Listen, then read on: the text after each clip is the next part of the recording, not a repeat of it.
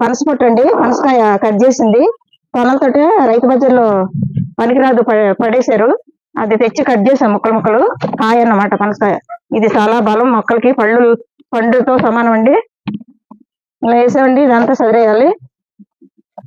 చూసారా ఎంత వచ్చిందో? ఒక పనసకాయ కట్ చేస్తే పెద్ద పనసకాయ అండి.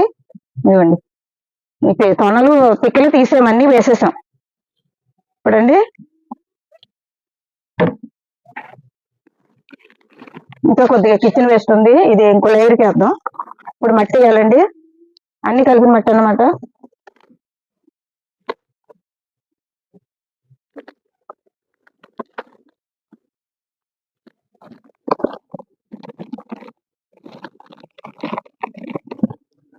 ఇదిగోండి మట్టి వేస్తున్నాను ఇప్పుడు.